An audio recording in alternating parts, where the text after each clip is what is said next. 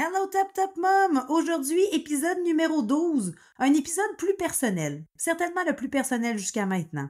Un épisode dont j'ai besoin. Un épisode qui trahit mon âge et qui annonce peut-être un petit début de crise de la quarantaine. Un épisode où j'espère retrouver l'espoir en l'humanité. T'es averti à l'avance, c'est possible que j'utilise un langage un peu plus vulgaire qu'à l'habitude. Let's go, c'est parti! Bienvenue sur ton balado Feel Good du Motherhood. Top Top Mom et compagnie, parfois drôle, parfois touchant, mais certainement toujours pertinent et inspirant. Il n'y a pas un meilleur son pour t'accompagner pendant une sieste poutine ou pour te rappeler que la meilleure des mères pour ton enfant, c'est toi. Hello Top Top Mom! D'entrée de jeu, j'aimerais faire un disclaimer. Karine, ma Renée Angelil, parce que tout le monde sait que derrière Céline, il y avait Renée. Ben, derrière la fille de Bedaine Urbaine, il y a une Renée aussi. Elle s'appelle Karine. Karine ne serait pas d'accord avec le sujet du jour. Le balado Top Top Mom et compagnie était à la base un outil pour valoriser le motherhood, pour vous donner de l'information, pour parler de sujets reliés à la maternité. Mais comme c'est Karine le patron, mais c'est moi qui est au micro, j'ai décidé qu'aujourd'hui, je te livrais un épisode pour me faire du bien, un épisode qui sera rempli probablement de montées de lait, de vulgarité. J'ai besoin de m'exprimer, là, je m'excuse. D'abord et avant tout, j'aimerais confirmer que ma mère m'a pas élevée dans une étable, que j'aimerais et que j'essaie d'avoir un français le plus distingué et international possible. Mais le sujet d'aujourd'hui parle de mon dégoût et de ma surprise de devenir adulte. J'ai pas signé pour le bateau dans lequel je suis poignée les deux pieds dedans parce que j'aime la vie, je ne suis pas dépressive, le but n'étant pas non plus de vous faire paniquer sur mes états d'âme, là. C'est juste que j'avais lu à l'époque dans des livres de développement personnel là, de quoi, tu sais, de pas regarder les nouvelles parce qu'effectivement, ça peut impacter le moral, puis que c'est ça, qu'on n'était pas nécessairement obligé de se confronter à tout ce qui se passe dans le monde, de travailler sur son énergie positive.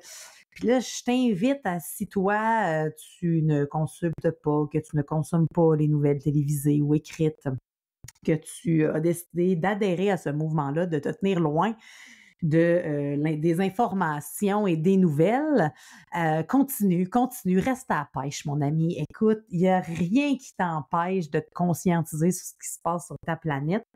Puis, je t'annonce que je me souviens plus qui disait ça. En tout cas, je vais donner la citation à mon père. Si c'est une bonne nouvelle, c'est pas vraiment une nouvelle, hein? C'est de mémoire le père de Pierre-Carl Pellado, dont j'oublie le prénom. Monsieur Pellado, tiens, qui disait que pour faire une bonne nouvelle, ça prenait 3 S. Ça prenait du sang, du sexe ou des sports. Force est de constater qu'il n'y avait peut-être pas tort parce que si tu rouvres TVA Nouvelles ou même Radio-Canada, il y a pas beaucoup de bonnes nouvelles pendant le téléjournal. Et je dois aussi, pendant que j'ai ouvert la porte pour parler de mon père, que moi j'ai grandi en pensant que mon père était un bougon, pas un bougon comme la télésérie, là, pas un arnaqueur de première, mais un genre de bougonours, tu sais, que le gouvernement, puis les politiciens, puis les impôts, puis moi, j'ai un peu grandi dans ce climat-là avec des discours très peu nuancés, là. Il y a une amie à mon père qui aime bien dire que mon père est sans aucun doute l'homme le moins nuancé de la planète. Effectivement, c'est blanc ou c'est noir. Il n'y a pas beaucoup de zones grises dans le discours de mon père qu'on aime comme ça et qu'on ne changerait pour rien au monde. Je t'aime, top, top, dad. Mais j'ai quand même grandi dans une idéologie où tout fonctionnait tout croche. Et c'est jusqu'à étudier en communication publique à l'Université Laval, de faire un cours sur l'histoire ou les connaissances des médias québécois que le professeur nous a amené à consommer pour pas consommer de la drogue, là, mais bien consommer des nouvelles et de consommer en fait nos médias québécois pour en faire une analyse, bref. Au départ, cette démarche-là était entièrement académique. Mais c'était une très fausse, bonne, mauvaise idée que de m'embarquer là-dedans parce que j'ai réalisé que finalement, mon père n'était pas un bougonnours, qu'il faisait qu'exprimer ses états d'âme sur un monde qui, ma foi, s'en va direct dans le mur. Et puis là, je tiens aussi à spécifier que je n'ai aucune solution à apporter au sujet que j'aborde aujourd'hui. Je n'ai aucune idée de comment ni de par où on pourrait commencer, mais j'ai besoin de m'exprimer parce que je suis certaine que je ne suis pas la seule à penser ça et que, ben là, je suis rendue avec un micro. J'ai la chance de pouvoir m'exprimer. Bon, après petit régime, bien entendu, là, le balado Top Top Mom et compagnie, on est loin d'un micro de première heure, mais quand même, j'ai besoin de m'exprimer parce que j'ai 38 ans au moment où j'enregistre ce balado-là, donc à l'aube de mes 40 ans.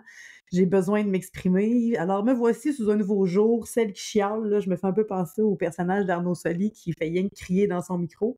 Mais je suis rendue là, Top Top Mom, donc si tu veux m'écouter, tant mieux. Si tu veux pas m'écouter, il y a beaucoup d'autres épisodes auxquels tu peux vraiment aller chercher du contenu positif, pertinent, puis t'aider dans ton motherhood. Et là, cet épisode numéro 12, là, je me l'offre à moi sur des sujets qui me tiennent à cœur. Premièrement, le premier sujet que je veux aborder, c'est l'environnement et la planète. Pourquoi c'est mon sujet de prédilection? Parce que nous, en tant qu'humains, on vit tous sur la même planète. T'sais, si nous avons un point en commun, c'est que nous vieillissons tous, la seule justice dans ce monde, et que nous vivons tous au même endroit sur notre belle et incroyable planète Terre. Puis là, on est un peu là, comme des zigotos, à se regarder dans le blanc des yeux, en sachant qu'on s'en va encore une fois dans un mur, mais qu'on n'est pas tant proactif. Tu sais, moi, j'essaye là de recycler, de faire du compost, d'utiliser ma voiture le moins possible. Tu sais, j'essaye à la mesure où, honnêtement, là, ça n'empêche pas mon style de vie, là, mais tu sais, j'essaye quand même d'être plus consciencieuse. Je suis celle qui se penche pour ramasser des débris au sol, pour les mettre dans des poubelles. Tu sais, j'essaye de montrer l'exemple à mon garçon, certes, mais j'essaye de prendre soin aussi de ma mother heart.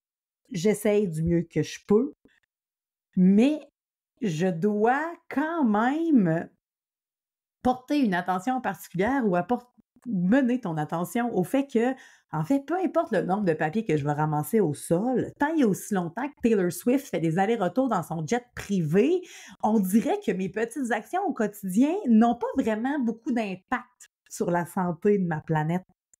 Tu sais, je veux dire, j'ai beau vouloir, moi, penser que on se met en action, tout le monde, la collectivité de reduce, reuse, recycle, mais que tant et aussi longtemps que les gens qui possèdent 80% des richesses de la Terre ne feront pas, eux, leur part des choses, on dirait que mes actions sont un peu vaines. Puis j'arrêterai jamais là, de prendre soin de ma planète. C'est pas ça que je dis, là, je n'appelle pas au lâcher-prise total des gens qui m'entourent et de nous, petit peuple, comparé aux riches de ce monde.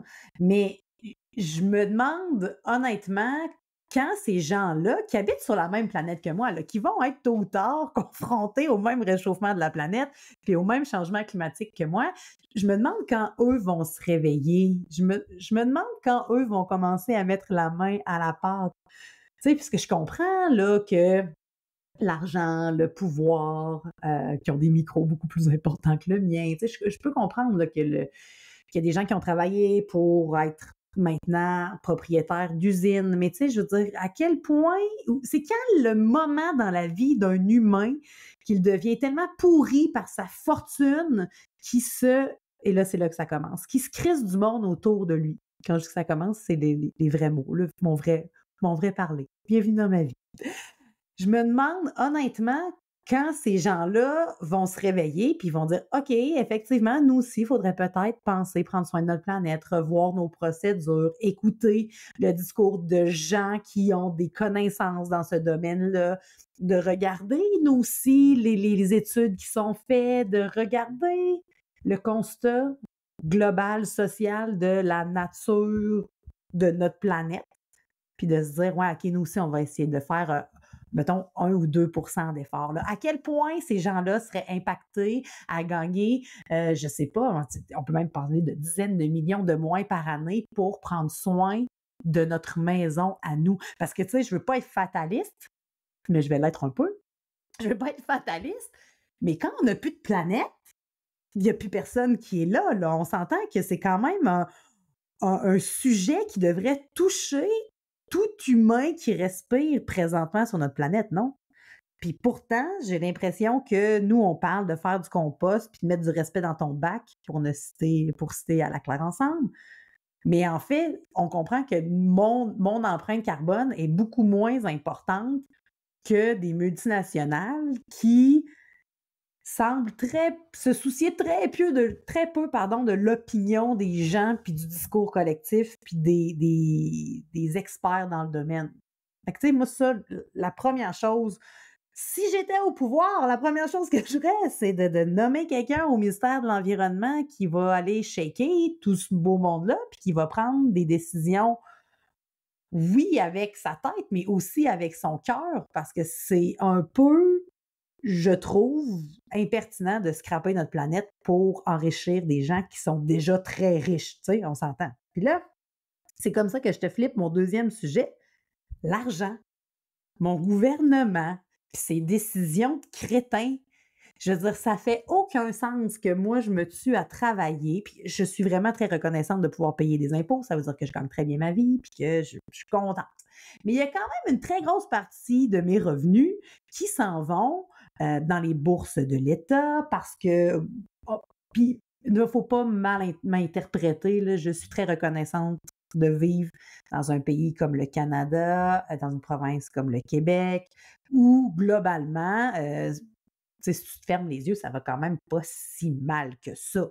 Parce que je me sens en sécurité, parce que je peux encore sortir dans la rue, parce que j'ai encore un pouvoir d'achat, que je peux me nourrir, que l'eau est potable, qu'on a de l'énergie, qu'on a, somme toute, quand même un système de santé qui fonctionne semi, ça c'est un autre sujet, mais quand même, tu sais, on a quand même un train de vie où il fait bon vivre, quand même, nous, les Canadiens et les Québécois. Là, fait que, tu sais, je veux dire, je veux pas qu'on pense que je me plains le ventre plein, là. Je suis très consciente de mes privilèges et de ma condition.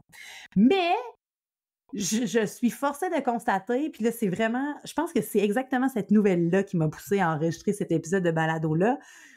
Vous avez sûrement entendu parler de l'application ArriveCan qui, quand on a fait la soumission au gouvernement du Canada, ArriveCan, c'est une application là, qu'on utilisait dans le temps de la pandémie pour faciliter le passage d'immigration. On avait une soumission de 80 000 et là, je n'ai peut-être pas les bons chiffres, mais ça ressemble vraiment à ça, là. Soumission pour l'application à 80 000 il y a 56 millions de dollars qui ont été dépensés. Puis là, je ris. Je ris parce que c'est ridicule. C'est ridicule à quel point ça fait de 80 000 à 56 millions de dollars pour une application qui, aujourd'hui, en 2024, est devenue 18. C'est qui signe les chèques? C'est qui? Ça passe dans les mains de qui, la révision de ces dépenses-là? Parce qu'il y a quelqu'un, clairement, qui ne fait pas sa job, là. Je ne sais pas si c'est Justin, un de ses acolytes. Je ne sais pas comment ça fonctionne. Je ne sais pas s'il y a eu un buzz de zéro dans le logiciel comptable du gouvernement du Canada. Mais on s'entend-tu que ça nous prendrait un petit peu de Pierre-Yves McSween, là?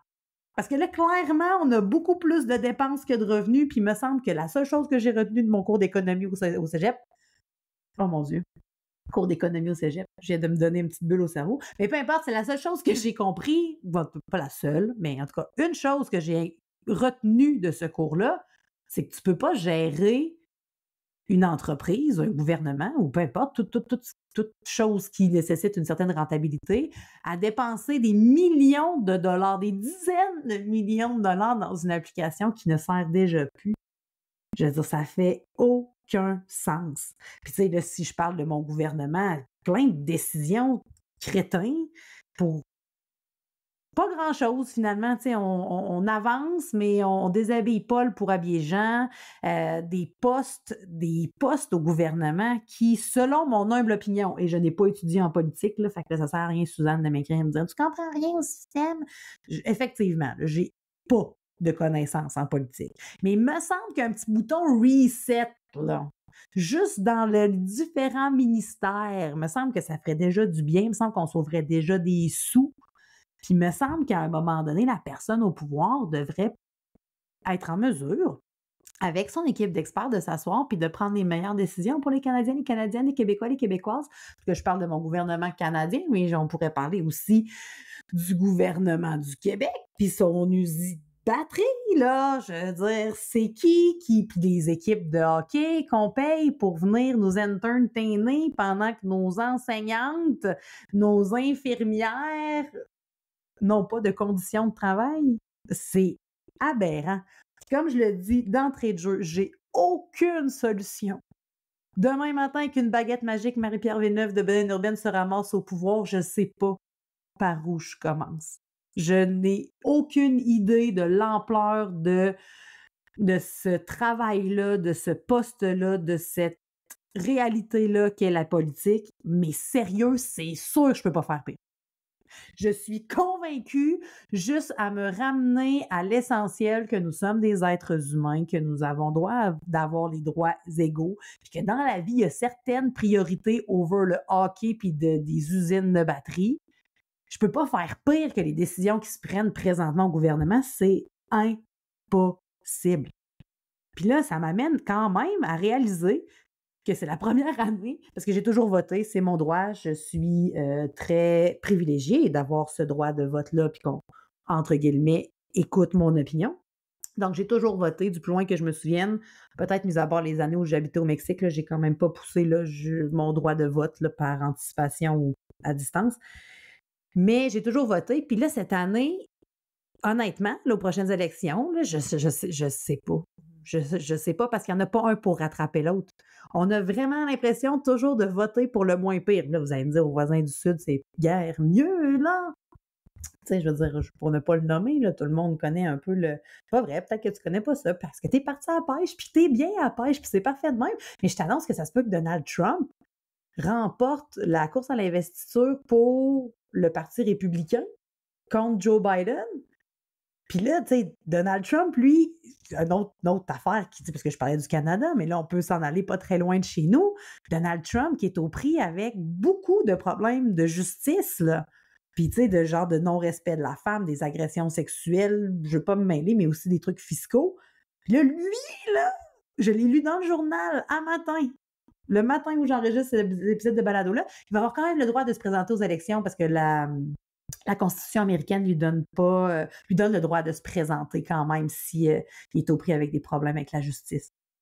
Fait que là, on pourrait avoir comme président des États-Unis quelqu'un qui, on sait, a été potentiellement reconnu coupable de crime.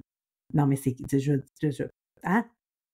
Avoue que tu te dis, mon Dieu, je me lève le matin, j'essaie d'être dans mon moment présent, de méditer, de rester spirituellement connecté, de créer un humain qui, j'espère, va comprendre les principes de base du respect des autres êtres humains pendant que le monde au pouvoir prenne des actions crétins, deviennent de plus en plus crétins.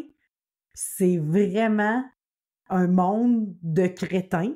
Parce que la sphère en haut écoute pas la sphère en bas, puis la sphère en bas, dans laquelle je me calcule, là, la sphère en bas, ben par où on commence pour essayer de shaker ce système-là? Il est où le bouton reset?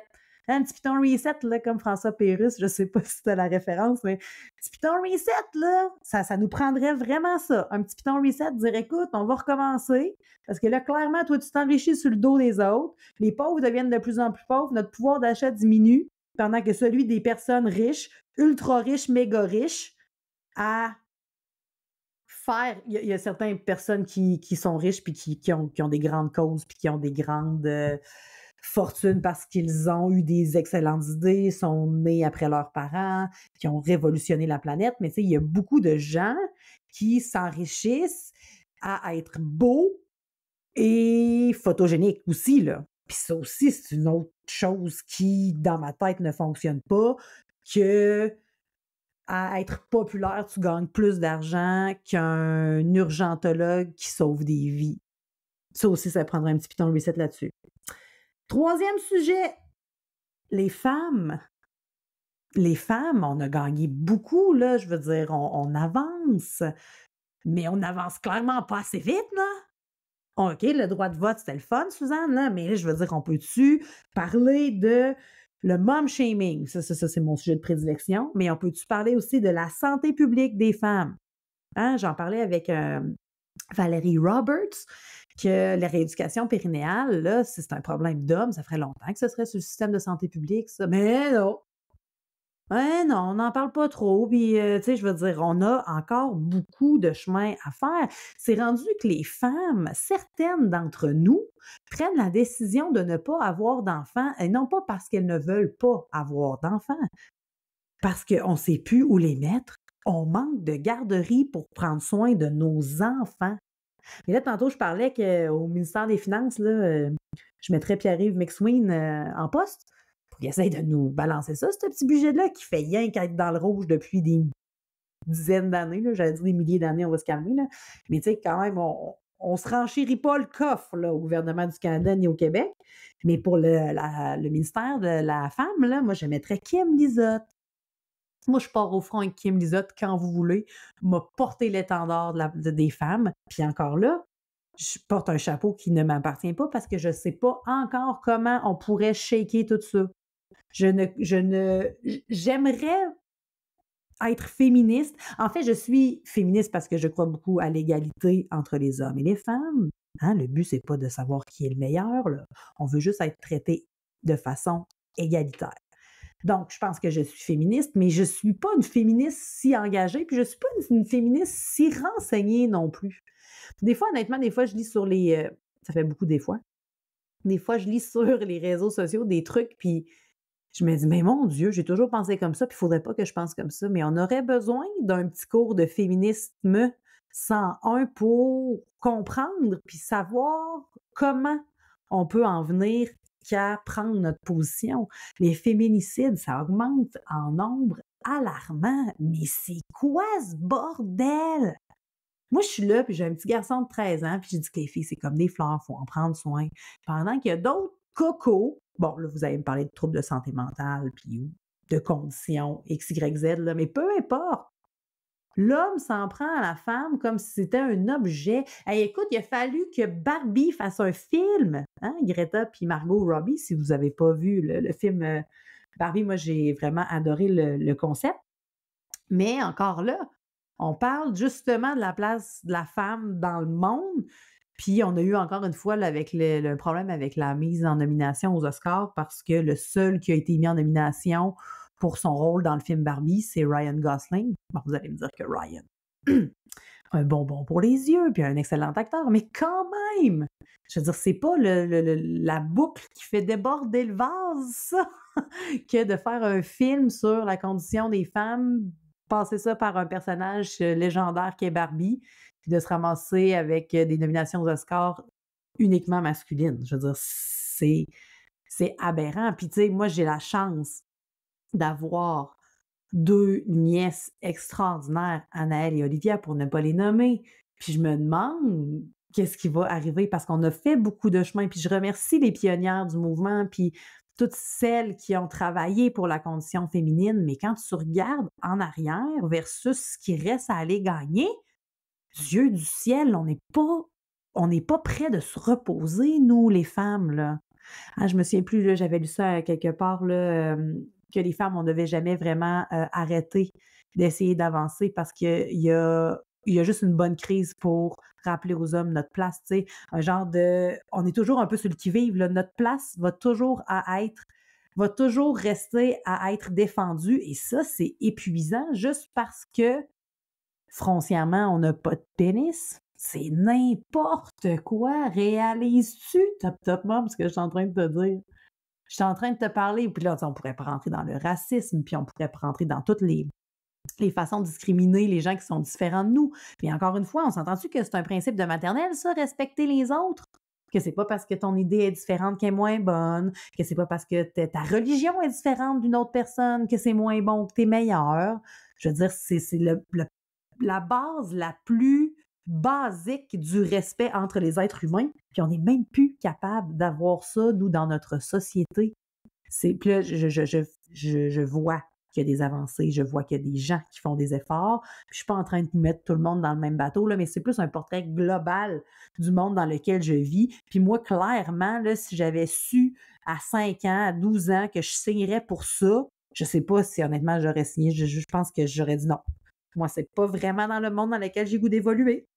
Puis pas parce que je me pense meilleure, puis que je me pense plus ouverte, puis que je me pense plus respectueuse que les autres. C'est juste que quand tu t'ouvres les yeux sur le monde dans lequel on vit, il y a des choses qui ne fonctionnent foncièrement pas. C'est pas des choses très compliquées à comprendre. C'est des valeurs aussi simples que la bienveillance puis le respect. Fait que, tu sais, c'est quand même capote.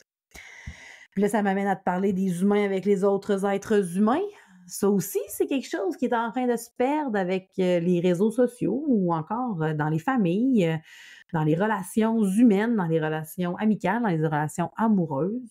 Quand est-ce qu'on a arrêté de comprendre que l'humain en face de nous était aussi un être avec des émotions, des sentiments, un vécu, des expériences, puis qu'on n'avait pas nécessairement le droit de le juger par rapport à ses choix de vie, qu'on pouvait l'outiller, qu'on pouvait l'écouter, qu'on pouvait le supporter, mais qu'en aucun temps, on était en droit d'exterminer quelqu'un d'autre parce que ses croyances sont différentes des nôtres. Où c'est qu'on s'en va?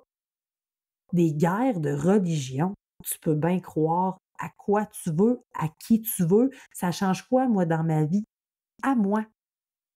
Sur quel prétexte, moi, Marie-Pierre Villeneuve, je peux juger un autre être humain sur ses croyances, son style de vie? Bien là, sauf si ça contrevient, bien entendu, à ma liberté et à mon droit de vivre à moi. Là, la liberté des autres termine toujours où celle des autres commence. Mais ça aussi, c'est un principe assez de base, merci. Et pourtant, il y a encore des guerres sur notre belle planète qui est en train de s'autodétruire avec l'empreinte carbone des gens qui ont des sous pour faire la guerre, justement. Tu sais, fait que c'est comme un peu une roue qui tourne, là. Tu commences à comprendre le principe que le bouton reset, finalement, c'est dans la fortune des gens, là. Tu sais, il faudrait comme scraper la table de Monopoly et redistribuer de façon égalitaire ces moyens-là. On aurait probablement moins de sous pour faire la guerre, puis moins de sous pour perdre de l'argent à gérer des christiniaiseries qui, selon moi, font aucun sens. Puis le 5e sujet, ben écoute, j'ai rentré dans la catégorie, la 5e catégorie parce que je veux pas être celle qui chiale, je veux pas penser que j'utilise mon micro pour donner mon opinion, qui est mon humble opinion, hein, c'est très respectueusement, là, je vous dirais pas meilleure que aucune autre opinion sur la planète. Mais là, tu es sur Top Mom et compagnie. C'est le balado de Bedaine Urbaine, fait que je fais ce que je veux avec mon micro.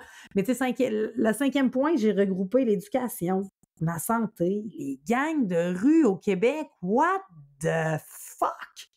Sérieux? Sérieux, c'est rendu que il n'y a plus rien, là. Tu sais, quand tu regardes les nouvelles, honnêtement, je l'ai dit d'entrée de jeu, une bonne nouvelle, c'est pas une nouvelle, mais quand même, l'éducation, la planète, l'éducation, la santé, mettons que tu me donnes le pouvoir, là, c'est pas mal les 3 premiers sujets que j'aimerais qu'on aborde, là. Moi, c'est pas mal, je pense, là, qu'on va sauver beaucoup, parce que notre planète, on en a besoin pour avoir les 2 pieds dessus. Après ça, l'éducation, ben, tu sais, si on éduque nos enfants sur le sens, probablement qu'on a moins de chances d'élever puis d'en arriver avec des Poutine puis des Trump. Puis la santé, ben, parce que tout le monde a le droit d'être en santé. Puis nos travailleurs de la santé ont le droit d'avoir des conditions de santé. Hein, parce que là, au moment où j'enregistre ce balado, on vient de vivre une pandémie. Et là, on parle de la rougeole. On s'en sortira jamais, la rougeole. Tu sais, c'est quand même, de ce que j'ai lu, quand même contagieux. Et on n'est comme pas capable entre nous de se laver les mains puis de rester chez nous quand t'as un Christi de virus. Je parle de la rougeole, mais on pourrait parler de la gastro. Hein, ton enfant, il file pas, il a vomi ce matin. Tu vas pas travailler, là. Tu vas pas travailler. Puis là, il faut que. Quand je dis tu vas pas travailler, faut que tu aies ton patron qui comprenne que tu peux pas aller travailler. Il faut que toi, que tu acceptes que ton travail peut attendre parce que tu as eu des enfants. Il y a comme un genre de mouvement global de l'humanité qu'il faudrait qu'il se reboot, là. Puis la solution, je l'ai toujours pas. Mais je peux te dire que si tu écoutes les nouvelles ce soir, tu penseras à moi, puis tu penseras à quel genre de boîte de merde on a ouvert. Il est où le glitch dans l'univers, dans l'histoire, où on n'a pas été capable d'apprendre de l'histoire, hein? Parce que c'est ça, pour ça qu'on a des cours d'histoire à l'école, hein, pour éviter de répéter 2, 3 fois les mêmes erreurs. Je m'excuse, là, mais il y a clairement des gens qui n'ont pas passé leur cours d'histoire. J'ai un big up à faire à Normand Boily, mon professeur d'histoire de 4e secondaire, qui m'a fait aimer l'histoire pour la seule et unique fois dans ma vie. Mais quand même, on a toujours des professeurs qui nous marquent comme ça. Et c'était Normand Boily, secondaire 4, au Petit Séminaire de Québec.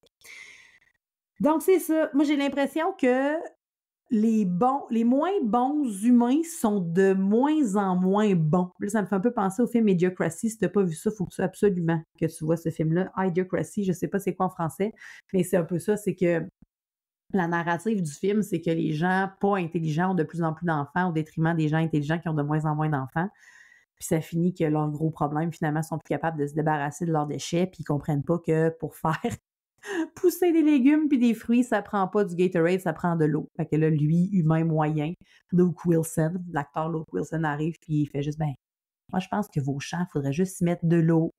Puis là, finalement, ça devient comme l'homme le plus intelligent de la planète, alors qu'il était pas vraiment plus intelligent que toi et puis moi à la base. Là.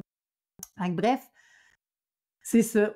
Le 5e point, c'était ça. Puis j'ai... Non, attends un peu. On a parlé de santé puis de la rougeole, là. L'Ozempic. Là, c'est rendu. Là, je ne sais pas si c'est réglé, mais en tout cas, la dernière fois, j'ai lu sur le sujet. L'Ozempic, c'est un médicament qui est utilisé pour les gens qui sont diabétiques, donc qui ont un trouble qui ne contrôle pas, OK, qui peut être très fatal, le diabète. Mais on a une pénurie d'Ozempic parce que c'est aussi un médicament qui a été prouvé pour aider à la perte de poids. Donc là, nos pharmacies ou nos médecins prescrivent un médicament qui est en pénurie, qui peut sauver la vie de quelqu'un parce que quelqu'un veut perdre des kilos. Répète ça plusieurs fois dans ta tête, puis trouve un bon sens à ça. Je dis pas que l'image corporelle ou la santé physique ne peut pas impacter un humain au même titre que le diabète. Là. J'ai eu des troubles alimentaires, je peux comprendre. C'est quoi? Le but, c'est pas de rigoler des gens qui prennent de l'Ozempic pour perdre du poids, là, c'est juste de se rendre compte qu'à quel point nos priorités sont plus à bonne place. Nos priorités sont devenues dans un monde de paraître, sont devenues dans un monde de mon nombril, mes besoins, et puis on a oublié la conscience sociale, notre cerveau collectif, l'univers qui nous entoure, puis moi, ça me pue vraiment au nez. Puis le 6e, ben, j'ai le goût de finir sur une note plus positive. Je suis allée voir récemment le spectacle de Jay du Temple. Puis il est beau. Puis il est fin. Puis j'avais le goût de finir sur quelque chose d'un peu joyeux. Fait que si tu connais pas mon obsession pour Jay du Temple maintenant, te voici dans mon monde.